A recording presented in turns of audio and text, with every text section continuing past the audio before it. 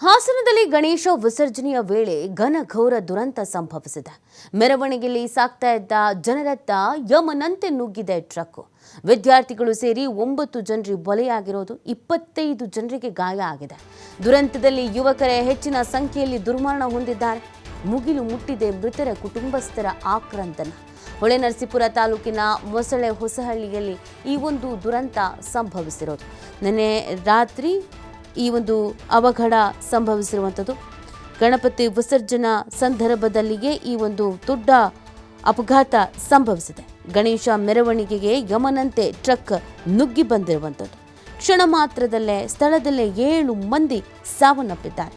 ಇನ್ನು ಆಸ್ಪತ್ರೆಗೆ ದಾಖಲಾದ ನಂತರ 2 ಸಾವನ್ನಪ್ಪಿದ್ದಾರೆ. ಟೋಟಲ್ ಆಗಿ 9 ಜನ ಇಲ್ಲಿವರೆಗೂ ಸಾವನ್ನಪ್ಪಿರುವುದು. ಅನೇಕರು ಗಂಭೀರವಾಗಿ ಗಾಯಗೊಂಡಿದ್ದಾರೆ. ಅವರಿಗೆ ಟ್ರೀಟ್ಮೆಂಟ್ ಮಾಡುವಂಥ ಕೆಲಸವನ್ನು ಮಾಡಲಾಗ್ತಾ ಇದೆ.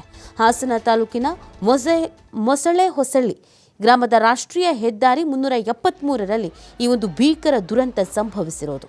ಮೊಸಳೆ ಹೊಸಳ್ಳಿ ಗ್ರಾಮದ ರಾಷ್ಟ್ರೀಯ ಹೆದ್ದಾರಿ 373ರಲ್ಲಿ ಒಂದು ಬದಿಯಲ್ಲಿ ಗಣೇಶ ಮೆರವಣಿಗೆ ಸಾಗ್ತಾ ಇತ್ತು. ಇನ್ನೊಂದು ಕಡೆಯಲ್ಲಿ ಟ್ರಕ್ ಯಮನಂತೆ ಬಂದು ಇಲ್ಲಿ ಮೆರವಣಿಗೆಯಲ್ಲಿ ಭಾಗಿಯಾಗಿದ್ದಂಥ ಜನರ ಮೇಲೆ ಹರಿದಿದೆ. ಪರಿಣಾಮ ಇದೀಗ 9 ಜನ ಸಾವನ್ನಪ್ಪಿರುವಂಥದ್ದು. ಮೆರವಣಿಗೆಯಲ್ಲಿ ನೂರಾರು ಸಂಖ್ಯೆಯಲ್ಲಿ ಭಕ್ತಾದಿಗಳು ಭಾಗವಹಿಸಿದ್ರು.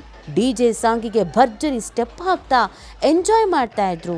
ಈ ಸಂದರ್ಭದಲ್ಲಿ ನೋಡ್ತಾ ಇದ್ದಂತೆಯೇ ಟ್ರಕ್ ವೇಗವಾಗಿ ಬಂದು ಜನರ ಮೇಲೆ ಹರಿದಿರುವಂಥದ್ದು. ಆ ದೃಶ್ಯಗಳನ್ನು ನೀವು ಕೂಡ ಗಮನಿಸ್ತಾ ಇರಬಹುದು.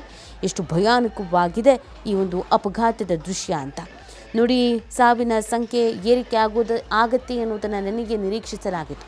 ದುರಂತದ ಭೀಕರತೆ ಅಷ್ಟರ ಮಟ್ಟಿಗೆ ಇತ್ತು. ಈ ಒಂದು ದುರ್ಘಟನೆಗೆ ಇಡೀ ಗ್ರಾಮವೇ ಇದೀಗ ಕಣ್ಣೀರು ಹಾಕ್ತಾ ಇದೆ. ಸೂತಕದ ವಾತಾವರಣ ನಿರ್ಮಾಣ ಆಗಿದೆ.